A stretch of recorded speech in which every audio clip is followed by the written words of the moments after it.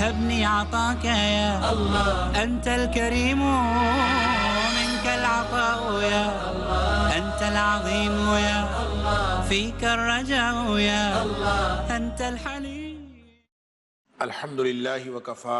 وسلام علی عبادہ الذین اصطفیٰ اما بعد۔ ناظرین کرام، حدیث جبریل میں بیان ہونے والے ارکان اسلام کے حوالے سے گفتگو ہو رہی ہے، اور گزشتہ پروگرام میں ہم نے نماز کے حوالے سے گفتگو کی، اور آج کے پروگرام کا ہمارا موضوع ہے کہ وہ نماز جو فرض ہے اور خشوع و خضوع کے اہتمام کے ساتھ فرض ہے، وہ نماز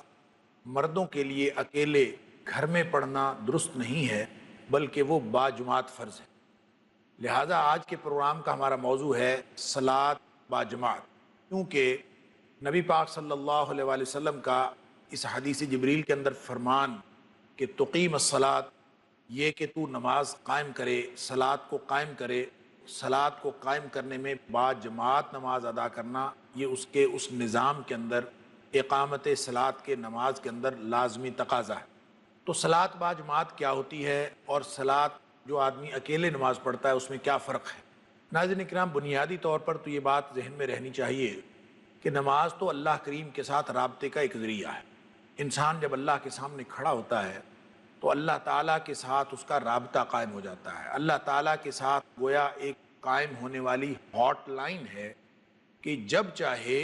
یہ اللہ کے سامنے کھڑا ہو کے اپنی مناجات کر سکتا ہے، اپنا معاملہ اللہ کے سامنے رکھ سکتا ہے، اپنی پریشانیاں، اپنی الجھنیں، اپنی آرزوئیں، اپنی تمنائیں، اپنے خوف، اپنی امیدیں، سارا کچھ اپنے اللہ کے سامنے رکھ کے اللہ سے ان سارے مسائل کا حل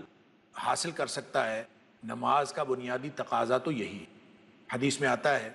جب بھی نبی پاک صلی اللہ علیہ وسلم کو کوئی اہم معاملہ درپیش ہوتا، اذا حزبہ امر، کوئی معاملہ آپ کو تنگ کر رہا ہوتا، کوئی معاملہ الجھا ہوا ہوتا، صلی، نبی پاک صلی اللہ علیہ وسلم نفل نماز شروع کر دیتے تھے تاکہ اللہ تعالیٰ اس مسئلے کے بارے میں رہنمائی فرما دے۔ تو اس کا مطلب ہے نماز دنیاوی اخروی سارے مسائل کا حل پیش کرتی ہے۔ لیکن میں نے عرض کیا کہ جب ہم باجماعت کی بات کرتے ہیں تو باجماعت نماز تو وہ ہے جو انسان گھر سے نکلتا ہے اور مسجد میں جا کے یا اہل محلہ کے ساتھ کسی مقرر کی ہوئی جگہ پہ سب اکٹھے ہو کے نماز پڑھتے ہیں، تو یہ صلاۃ باجماعت۔ تو باجماعت نماز کا حکم کیا ہے، اس کی فرضیت کیا ہے اور اس کی فضیلت کیا ہے، اس پہ گفتگو کرنے سے پہلے ہمیں نماز کا یہ پہلو کہ لوگوں کے درمیان جب انسان جاتا ہے تو لوگوں کے درمیان جانے کا یہ مطلب نہیں ہے کہ اس کا رابطہ اپنے اللہ کے ساتھ ٹوٹ جائے۔ اپنے اللہ کے ساتھ رابطہ وہ تو بنیادی تقاضا ہے، اور اس کے بغیر تو نماز نماز ہی نہیں۔ ایک حدیث میں نبی کریم صلی اللہ علیہ وآلہ وسلم نے فرمایا، حدیث قدسی ہے کہ اللہ فرماتے ہیں کہ قسمت الصلاۃ بینی و بین عبدی نصفین، میں نے نماز کو اپنے اور اپنے بندے کے درمیان نصف نصف تقسیم کر رکھا ہے۔ اور اس کی کیا تفصیل ہے؟ اس کی تفصیل جب فرمائی اسی حدیث قدسی میں،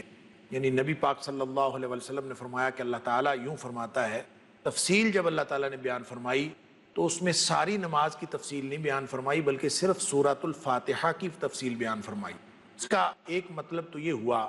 کہ سورۃ الفاتحہ ہی کو اللہ کریم نے نماز قرار دیا، اور دوسرا مطلب یہ ہے کہ انسان جب اللہ کے سامنے یوں نماز کے لیے کھڑا ہوتا ہے تو یہ ارد گرد بھلے اس کے لوگ ہوں اور باجماعت نماز پڑھتے ہوئے اس کے ارد گرد سارے اہل محلہ اکٹھے ہوں، تو اس کا یہ رابطہ منقطع نہیں ہونا چاہیے۔ اللہ کے ساتھ یہ رابطہ کس قدر اور کس طرح قائم ہونا ہے، اس کی تفصیل یہ ہے کہ اللہ تعالیٰ فرماتے ہیں کہ جب میرا بندہ الحمدللہ رب العالمین کہتا ہے تو میں اس کو جواب میں کہتا ہوں حمدنی عبدی، میرے بندے نے میری تعریف بیان کی۔ ناظرین کرام، انسان ایک فقرہ بولتا ہے، نمازی ایک فقرہ بولتا ہے، اس کے جواب میں اللہ تعالیٰ کچھ ارشاد فرماتے ہیں، پھر یہ کہتا ہے الرحمن الرحیم کہ وہ اللہ بڑا مہربان انتہائی رحم والا ہے، تو اللہ تعالیٰ اس کے جواب میں فرماتے ہیں اثنا علی عبدی، میرے بندے نے میری ثنا کی، یعنی میری تعریف کو دہرایا، رحمان بھی کہا، رحیم بھی کہا۔ جب یہ کہتا ہے مالک یوم الدین تو اللہ تعالیٰ فرماتے ہیں مجدنی عبدی، میرے بندے نے میری بزرگی بیان کی۔ جب یہ کہتا ہے ایاک نعبد و ایاک نستعین، کہ اللہ تیری ہی ہم بندگی کرتے ہیں اور صرف تجھ سے مدد مانگتے ہیں، تو اللہ تعالیٰ فرماتے ہیں ھذا بینی و بین عبدی، یہ تو اب میرا اور میرے بندے کا آپس کا معاملہ ہو گیا. میرے بندے نے یہ کہہ دیا کہ اللہ میں بندگی بھی تیری کرتا ہوں، اور تیری بندگی کرتے ہوئے میرے پاس جو کوتاہیاں ہیں، جو مجھے مدد درکار ہے کہ میں بندگی کا تقاضا پورا نہیں کر سکتا، تو بندگی کے سارے تقاضے پورے کرنے کے لیے مدد بھی اے اللہ میں تجھ سے ہی چاہتا ہوں. جب انسان اپنا سارا معاملہ اللہ کے سپرد کر دیتا ہے تو اللہ تعالیٰ اس کے جواب میں ارشاد فرماتے ہیں ہذا بینی و بین عبدی، یہ میرے اور میرے بندے کے آپس کا معاملہ ہو گیا. اسی لیے ناظرین کرام، اس فقرے کو، اس آیت کو، اس آیت کریمہ کو، ایاک نعبد و ایاک نستعین کو علماء نے اور مفسرین نے مقام قرب قرار دیا ہے. نماز پڑھتے ہوئے انسان مقام قرب پر اس وقت پہنچتا ہے جب وہ ایاک نعبد و ایاک نستعین کہتا ہے، اور اس کے جواب میں اللہ کریم ارشاد فرماتے ہیں ھذا بینی و بین عبدی. اور جب اس کے بعد یہ دعا کرتا ہے اہدنا الصراط المستقیم کہ اللہ مجھے سیدھے رستے کی ہدایت نصیب فرما اور سیدھے رستے پر چلا، تو اللہ تعالیٰ فرما دیتے ہیں کہ ھذا بینی و بین عبدی ولعبدی ما سأل، میرے بندے نے جو مانگا میں نے اس کو عطا فرما دیا. ناظرین کرام، اللہ تعالیٰ کا یہ جواب کبھی ہمیں سنائی دیا، کبھی ہمیں یہ محسوس ہوا کہ میں نے اللہ کے ساتھ مکالمہ کیا ہے. مکالمہ تو ناظرین کرام لمبی بات ہے. کسی بڑے آدمی سے سلام دعا ہو جائے تو انسان اس کی چاشنی اور اس کی خاص خوشی کی کیفیت ہوتی ہے، اس سے انسان ایک عرصے تک باہر نہیں آتا. لیکن اللہ کریم کے ساتھ مکالمہ ہوا ہے تو اس مکالمے کی لذت اور اس مکالمے کا احساس اگر انسان کو نہ ہو نماز پڑھنے کے باوجود، تو اس کا مطلب ہے کہ اس کا تو نماز میں اللہ کے ساتھ رابطہ ہی قائم نہیں ہوا. تو یوں ناظرین کرام اصل میں تو یہ اللہ کے ساتھ رابطہ ہے اور اللہ کے ساتھ ہم کلامی ہے. لیکن اس کو مردوں کو حکم یہ ہوا ہے کہ اس کو ادا کرنے کے لیے مسجد میں جائیں، مسجد میں جا کے باجماعت نماز ادا کریں. اس لیے کہ اگر باجماعت وہ نماز ادا کریں گے تو جہاں اللہ کے ساتھ رابطہ ہوگا وہاں اللہ کی مخلوق کے ساتھ بھی رابطہ رہے گا. اور جس مقصد کے لیے انسان کو اس دنیا میں بھیجا گیا ہے، امتحان کا مقصد، کہ ایک طرف اللہ کی ذات کے ساتھ اس کا تعلق پورا ہو اور دوسری طرف اللہ کی مخلوق کے ساتھ اس کا تعلق پورا ہو، یہ دونوں تقاضے پورے ہوتے ہیں جب کوئی شخص مسجد میں باجماعت جا کے نماز ادا کرتا ہے. تو اللہ کریم نے قرآن میں حکم فرمایا وَأَقِیمُوا الصَّلَاةَ وَآتُوا الزَّکَاةَ، سورہ بقرہ کی آیت نمبر 43 کے اندر، کہ وَأَقِیمُوا الصَّلَاةَ وَآتُوا الزَّکَاةَ وَارْکَعُوا مَعَ الرَّاکِعِینَ، لوگوں نمازیں قائم کرو، زکوٰۃ ادا کیا کرو، اور جھکنے والوں کے ساتھ مل کر جھکا کرو، رکوع کرنے والوں کے ساتھ مل کر رکوع کیا کرو. کیا مطلب؟ باجماعت نماز ادا کیا کرو. اسی طرح سورہ نساء کے اندر نبی کریم صلی اللہ علیہ وآلہ وسلم کو فرمایا کہ فَإِذَا كُنْتَ فِيهِمْ، اے اللہ کے رسول جب آپ ان کے درمیان میں ہوں، فَأَقَمْتَ الصَّلَاةَ لَهُمْ، تو ان کے لیے آپ نماز بھی قائم کیا کریں، یعنی آپ ان کو نماز پڑھوایا کریں، باجماعت نماز ادا کروایا کریں. تو نبی کریم صلی اللہ علیہ وآلہ وسلم اپنی ساری حیات طیبہ میں نماز باجماعت ادا فرماتے رہے، اور باجماعت نماز کا اس قدر اہتمام فرماتے رہے کہ صرف خود نہیں پڑھتے تھے بلکہ سارے صحابہ کرام کو حکم دیتے تھے کہ نماز باجماعت پڑھا کریں. متفق علیہ حدیث ہے، حضرت مالک بن حویرث رضی اللہ تعالیٰ عنہ راوی ہیں. وہ فرماتے ہیں کہ میں ایک دفعہ اپنے قبیلے کے چند افراد کے ہمراہ نبی کریم صلی اللہ علیہ وآلہ وسلم کے پاس حاضر ہوا، اور آپ کی خدمت میں ہم نے 20 دن قیام کیا. اور 20 دن وہاں رہنے کے بعد جب ہم اپنے قبیلے کی طرف واپس لوٹنے لگے تو نبی پاک صلی اللہ علیہ وآلہ وسلم نے جو دیگر احکام ہمیں ارشاد فرمایا اور جو دیگر ہدایات دیں، اس کے ساتھ ایک ہدایت یہ دی تھی کہ فَإِذَا حَضَرَتِ الصَّلَاةُ، کہ جب کبھی نماز کا وقت ہو جایا کرے تو یوں نہیں ہے کہ گھروں میں اپنے مسلے بچھا لیا کرو اور نمازیں پڑھ لیا کرو، بلکہ فرض نماز پڑھنے کے لیے مسجدوں میں جایا کرو. فرمایا جب کبھی نماز کا وقت ہوا کرے تو فَلْيُؤَذِّنْ أَحَدُكُمْ، تم میں سے ایک شخص کو اذان دینی چاہیے. یعنی جہاں کہیں بھی ہوں، مسجد باقاعدہ ایک عمارت نہ بھی بنی ہو تو جہاں کہیں بھی 2 یا 3 افراد اکٹھے ہیں یا اس سے زیادہ افراد اکٹھے ہیں تو نبی پاک صلی اللہ علیہ وآلہ وسلم نے حکم دیا ہے جہاں بھی 2 یا 3 افراد ہیں وہ جماعت کروا لیا کریں، اس لیے کہ جماعت کی نماز کا جو ثواب ہے وہ بغیر جماعت کی نماز کے ثواب کے برابر نہیں. ناظرین کرام، یہ تو سمجھنے کی باتیں ہیں، ثواب کیا ہوتا ہے، فضیلت کیا ہوتی ہے، میں عرض کروں گا آگے پروگرام میں چل کے. لیکن یہاں پہ یہ سمجھیں کہ جو نماز کا حکم ہے، نبی پاک صلی اللہ علیہ وسلم نے فرمایا جہاں کہیں بھی کوئی شخص ہو تو وہ ان کو چاہیے نماز کا وقت ہو تو فَلْيُؤَذِّنْ أَحَدُكُمْ، تو کوئی ایک شخص اذان دے دیا کرے۔ جنگل میں چرواہے اگر بکریاں چرا رہے ہوں تو ان کو بھی وہاں اذان دے کے جماعت کروانی چاہیے۔ اس کی وجہ یہ ہے کہ مسجد جس کا ہمارے ہاں تصور ہے کہ ایک باقاعدہ بلڈنگ بنی ہوئی ہو، ایک عمارت بنی ہوئی ہو اور ہم اس کو مسجد قرار دیتے ہیں، نبی کریم صلی اللہ علیہ وآلہ وسلم نے فرمایا جُعِلَتْ لِيَ الْأَرْضُ مَسْجِدًا وَطُهُورًا، میری امت کے لیے اللہ تعالیٰ نے جو دیگر امتیازات عطا فرمائے ہیں ان میں سے ایک امتیاز یہ ہے کہ اللہ تعالیٰ نے ساری زمین کو مسجد قرار دے دیا ہے، اور کسی بھی جگہ مٹی کے اوپر بھی نماز پڑھ لیں گے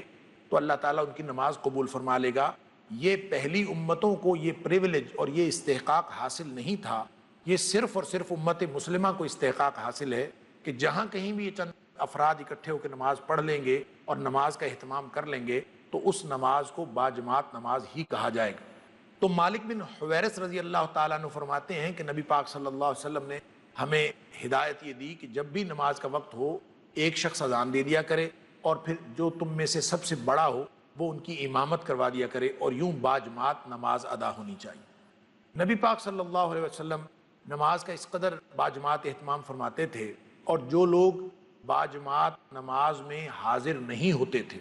ان لوگوں کو مسلمان ہی نہیں سمجھا جاتا تھا۔ ناظرین کرام، یہ تو میں نے ایک پروگرام میں عرض کیا تھا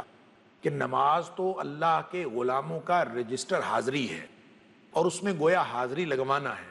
اور جو لوگ نماز میں موجود ہوتے ہیں وہ گویا اللہ کے غلاموں کے رجسٹر میں ان کا نام اس فہرست میں موجود ہوتا ہے، اور جو نماز میں نہیں آتا یا نماز میں آنا چھوڑ جاتا ہے تو اس کا تو نام ہی اسٹرک آف ہو جاتا ہے۔ تو نبی کریم صلی اللہ علیہ وآلہ وسلم کے زمانے میں منافقین بھی نماز سے پیچھے نہیں رہتے تھے، سب لوگ مسجد میں آتے تھے، اور مسجد میں آنا جانا اس قدر مبارک ہے کہ نبی کریم صلی اللہ علیہ وآلہ وسلم نے ارشاد فرمایا کہ جب کسی شخص کو تم دیکھو کہ وہ اذا رأیتم احدکم، جب تم اپنے میں سے کسی ایسے شخص کو دیکھو کہ یعتاد المسجد، کہ وہ بار بار مسجد میں آتا ہے، یعنی نماز پڑھتا ہے، آنا جانا اس کا مسجد کے ساتھ متعلق ہے، تو صرف نماز کے لیے مسجد میں آنا جانا اس قدر بڑا اور مبارک فعل ہے کہ آپ نے فرمایا فَاشْهَدُوا لَهُ بِالْإِيمَانِ، اس کے ایمان کی گواہی دے دو۔ کیا مطلب؟ کہ مومن ہو اور وہ مسجد میں نہ آئے، یہ ممکن ہی نہیں ہے۔ ناظرین کرام، نماز باجماعت کی فضیلت کے حوالے سے گفتگو کا سلسلہ ابھی جاری ہے، لیکن یہاں وقت ہوا ہے ایک بریک کا، ایک وقفے کا، تو انشاءاللہ انتہائی مختصر سے وقفے کے بعد دوبارہ آپ کی خدمت میں حاضر ہوتے ہیں۔ امید ہے کہ آپ ہمارے ساتھ رہیں گے۔ السلام علیکم ورحمۃ اللہ وبرکاتہ۔ أرجو رضاك أنت الرحيم يا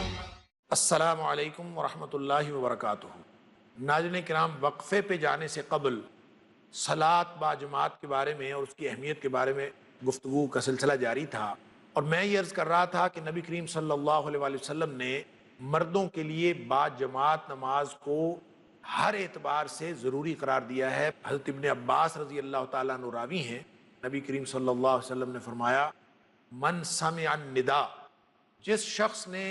اذان سنی اور اذان سنتا ہے، اور آج کل ناظرین کرام کون سا خطہ زمین ہے جہاں اذان سنائی نہیں دیتی سوائے غیر مسلم ممالک کے، جہاں پہ مسلمان موجود نہیں ہیں یا لاؤڈ سپیکر میں اذان دینے کی اجازت نہیں ہے۔ ان کے علاوہ مسلمان ممالک کے اندر اور پھر ان ممالک کے اندر جہاں پہ مسلمان کثیر تعداد میں موجود ہیں، وہاں اذانوں کی آواز ہر جگہ لاؤڈ سپیکر کے ذریعے پہنچ جاتی ہے، اور نبی پاک صلی اللہ علیہ وآلہ وسلم نے فرمایا من سمع النداء، جو شخص اذان سنتا ہے فلم یأتہ، اور اذان سننے کے بعد پھر بھی مسجد کو نہیں آتا، فلا صلاۃ لہ الا من عذر، اس کی نماز ہی کوئی نہیں ہوئی۔ اگر اس نے گھر میں نماز پڑھی ہے تو اس کی نماز کوئی نہیں ہوئی، الا من عذر، ہاں اگر اس کو کوئی شرعی عذر لاحق ہو، کوئی معقول عذر ہو، بیمار ہے یا کسی وجہ سے وہ مسجد میں نہیں آ سکا، کسی عذر نے اس کو روک لیا ہو، تو پھر تو وہ قابل قبول ہے اس کا عذر، وگرنہ بغیر عذر کے کوئی شخص اگر گھر میں نماز پڑھتا ہے تو آپ نے فرمایا فلا صلاۃ لہ، کہ اس نے ایسے ہی ہے جیسے نماز پڑھی نہیں۔ ایک حدیث میں آتا ہے، حضرت ابو ہریرہ رضی اللہ تعالیٰ عنہ راوی ہیں، اور یہ حدیث ہے ناظرین کرام متفق علیہ،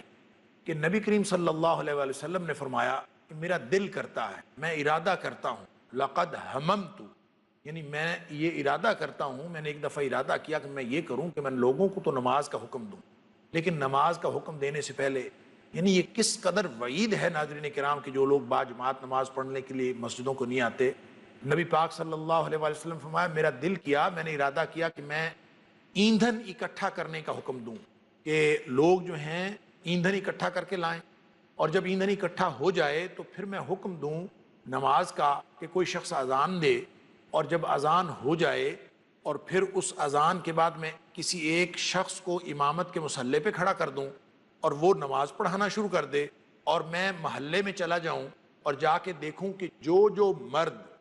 مسجد میں نماز پڑھنے کے لیے نہیں آئے جب نماز کھڑی ہو گئی ہے، تو میرا دل یہ کرتا ہے کہ میں جا کے ان کے گھروں کو جلا دوں، فَأُحَرِّقَ عَلَيْهِمْ بُيُوتَهُمْ، میں اس ایندھن کے ساتھ ان سارے لوگوں کے گھروں کو جلا دوں۔ ناظرین کرام کس قدر وعید ہے ان لوگوں کے لیے جو مسجد میں آنے کا باجماعت نماز کا اہتمام نہیں کرتے۔ نبی کریم صلی اللہ علیہ وآلہ وسلم نے فرمایا، جب ابن ام مکتوم ایک نابینا صحابی تھے، بڑے مشہور صحابی ہیں رضی اللہ تعالی عنہ، وہ ان کا گھر بھی مسجد سے کچھ دور تھا، وہ نبی کریم صلی اللہ علیہ وسلم کے پاس تشریف لائے اور اجازت چاہی کہ آپ مجھے اجازت دیں کہ میں گھر میں نماز پڑھ لیا کروں، اور خاص طور پر اس وقت جب مجھے کوئی لانے والا نہیں ہوتا۔ یہ مسلم شریف کے اندر ہے یہ حدیث کہ ابن ام مکتوم رضی اللہ تعالیٰ عنہ نے اجازت چاہی، اے اللہ کے رسول مجھے اجازت دے دیجئے کہ میں گھر میں نماز پڑھ لیا کروں۔ تھے بھی وہ نابینا صحابی، ہماری طرح آنکھوں والے نہیں تھے، ساری صلاحیتیں صحیح سلامت نہیں تھیں، معذور تھے، اور معذور صحابی اجازت مانگ رہے ہیں مسجد میں نہ آنے کی۔ تو ایک دفعہ تو نبی پاک صلی اللہ علیہ وآلہ وسلم نے فرما دیا کہ چلیں ٹھیک ہے، دیکھ لو اگر عشاء کی نماز میں نہیں پہنچا جاتا یا اندھیرا یا کوئی ایسی بات ہے تو۔ لیکن ابھی وہ وہیں کھڑے تھے تو آپ نے فرمایا سنو کہ حل تسمع ندا، کیا تمہیں اذان کی آواز آتی ہے؟ انہوں نے فرمایا نعم، ہاں اذان کی آواز تو آتی ہے۔ تو فرمایا اگر اذان کی آواز آتی ہے تو فعجب، تو پھر تو آنا ہی پڑے گا۔ اذان کی آواز سننے کے بعد جب مؤذن یہ کہہ دیتا ہے، اللہ تعالیٰ کی طرف سے ندا دیتا ہوا کہ حی علی الصلاۃ حی علی الفلاح، اور یہ کسی مسلمان کے کان میں پڑ جاتی ہے، مسلمان مرد کے کان میں، اور پھر وہ مسجد میں نہیں آتا، تو اس سے بڑا مجرم اور کوئی نہیں ہے۔ نبی پاک صلی اللہ علیہ وآلہ وسلم نے اجازت نہیں دی۔ ناظرین کرام جہاں تک مسجد میں نماز پڑھنے کی فضیلت کی بات ہے، تو میں یہ عرض کروں کہ یہ فضیلتیں تو وہ جانتا ہے اور ان کو تو حاصل کرنے کی وہ کوشش کرتا ہے جس کو تڑپ لگی ہوئی ہو کہ میں نے اپنے اللہ کو راضی کرنے کی انتہا کرنی، کہ اس اللہ کی رضا کا جو مقابلہ ہے، یہ جو مسابقہ ہے، اس میں میں نے آگے سے آگے بڑھنا، پھر وہ فرائض سے آگے وہ واجبات، پھر واجبات سے آگے مستحبات، اور پھر جو عام چھوٹی چھوٹی چیزیں ہیں نوافل ہیں وہ بھی ادا کرتا ہے تاکہ اللہ خوش ہو جائے۔ تو ناظرین کرام جس کے دل میں یہ تڑپ لگی ہوئی ہو، اس کی نمازیں دوسرے لوگوں کی نمازوں سے مختلف ہوتی ہیں، وہ اپنی نماز کو بہتر سے بہتر بنانے کی کوشش کرتا ہے۔ کیسے؟ خشوع و خضوع اپنی جگہ، لیکن خشوع و خضوع کے ساتھ جو دیگر چیزیں نبی پاک صلی اللہ علیہ وسلم نے نماز کی کوالٹی بڑھانے کی فرمائی ہیں، یعنی میں باجماعت نماز کی فضیلت بیان کرنے سے پہلے یہ عرض کر دوں کہ مثلا نبی پاک صلی اللہ علیہ وسلم نے فرمایا جو شخص مسواک کر کے نماز پڑھتا ہے، مسواک والی نماز اور عام نماز ایک جیسی نماز نہیں ہے۔ یعنی دنیا میں ہم وی آئی پی کلچر دیکھتے ہیں، تو عبادات میں کسی شخص نے اگر وی آئی پی کلچر لینا ہے تو وہ ان باتوں کا اہتمام کرے جو نبی پاک صلی اللہ علیہ وسلم نے فرمائی۔ مثلا آپ نے فرمایا مسواک والی نماز اور عام نماز برابر نہیں، کسی نے وی آئی پی نماز پڑھنی ہے تو وہ پہلے مسواک کرے۔ آپ نے فرمایا 27 درجے نماز بڑھ جاتی ہے، اوپر ہو جاتی ہے اگر کسی نے مسواک کر لیا۔ پھر اسی طرح ایک حدیث میں آتا ہے کہ نبی پاک صلی اللہ علیہ وسلم فرمایا جو شخص وضو کر کے تحیۃ الوضو کی 2 رکعتیں پڑھ لیتا ہے، یعنی وضو کے نوافل بھی ہیں تحیۃ الوضو، وہ 2 رکعتیں پہلے پڑھ لیتا ہے نماز شروع کرنے سے بھی پہلے، کیونکہ وہ تو اس تڑپ میں ہے کہ میرا اللہ راضی ہو جائے، تو نبی پاک صلی اللہ علیہ وسلم فرمایا واجبت لہ الجنہ، جو 2 رکعتیں تحیۃ الوضو پڑھ لیتا ہے اس کے اوپر جنت واجب ہو جاتی ہے۔ اب ذرا کیفیت کا اندازہ کیجئے ناظرین کرام کہ جس شخص پر نماز پڑھنے سے پہلے ہی جنت واجب ہو گئی، اب گویا جب نماز پڑھے گا تو وہ ایک جنتی کی نماز ہوگی، اور اب ایک جنتی نماز پڑھ رہا ہے جس کے اوپر جنت واجب ہو چکی ہے، تو اب یہ وی آئی پی نماز ہے۔ اب عام نمازی کی نماز اور اس وی آئی پی کی نماز ایک جیسی کیسے ہو سکتی ہے؟ ایسے ہی نبی پاک صلی اللہ علیہ وسلم فرمایا کہ جو شخص مسجد میں آ کے باجماعت نماز ادا کرتا ہے اور جو مسجد میں بھی پڑھ رہا ہو لیکن اکیلا پڑھ رہا ہے، تو دونوں کی نماز کا اتنا فرق ہے، فرمایا صلاۃ الجماعت تفضل صلاۃ الفض، اکیلے نماز پڑھنے کی نماز سے باجماعت نماز اتنی فضیلت رکھتی ہے ب27 درجہ، 27 درجے نماز جو ہے وہ زیادہ افضل ہے، اور ایک روایت میں آیا کہ 25 درجے جو ہے نماز زیادہ افضل ہے۔ ایک حدیث کے اندر ناظرین کرام یہ آتا ہے، نبی پاک صلی اللہ علیہ وآلہ وسلم نے فرمایا جب کوئی شخص ایک شخص کے ساتھ مل کے نماز پڑھتا ہے، یعنی وہ اکیلا ہے، اس کو ایک اور ملا، دونوں نے اکٹھے نماز پڑھ لی، تو اکیلے نماز پڑھنے سے وہ بہتر۔ صلاۃ الرجل مع الرجل ازکا من صلاتہ وحدہ، اس کی اکیلے نماز پڑھنے سے یہ بہتر ہے کہ دو لوگ نماز پڑھ لیں، اکٹھے جماعت کرا لیں۔ اور پھر فرمایا کہ 3 لوگوں کا اکٹھے نماز پڑھنا 2 لوگوں کی نماز سے زیادہ بہتر ہے۔ اور یوں نبی پاک صلی اللہ علیہ وسلم نے یہ ارشاد فرمانے کے بعد کہ صلاۃ الرجل مع الرجلین ازکا من صلاتہ مع الرجل، اس کی نماز ایک یعنی 2 بندوں نے نماز ادا کی اکیلے سے وہ بہتر ہے، اور 3 بندوں نے جماعت کروائی تو 2 بندوں کی نماز سے یہ بہتر ہے۔ اور پھر نبی پاک صلی اللہ علیہ وسلم فرمایا وما کثرا، یا فرمایا وما اکثرا، کہ جو اس سے زیادہ بھی کر لے، یعنی لوگ بڑھتے جائیں جماعت کے اندر، جہاں جہاں نماز کے اندر نمازی بڑھتے جائیں گے با جماعت نماز میں، نبی پاک صلی اللہ علیہ وسلم فرمایا فَهُوَ أَحَبُّ إِلَى اللَّهِ، یہ اللہ کو بہت ہی زیادہ پسند ہے۔ ناظرین کرام، یہ ہے وہ بات، یہ ابو داؤد شریف کی حدیث ہے، اور ابی بن کعب رضی اللہ تعالیٰ اس کے راوی ہیں۔ یعنی اب آپ جہاں بڑی مسجد میں جائیں گے، جہاں نمازی زیادہ ہوں گے، اتنا زیادہ ثواب ہوگا، اور اسی لیے مسجد حرام میں جب کوئی شخص جا کے نماز پڑھتا ہے تو اس کو 1,00,000 نماز کا ثواب ملتا ہے۔ تو یوں اس کا اہتمام کرنا چاہیے۔ بنو سلمہ کا محلہ ناظرین کرام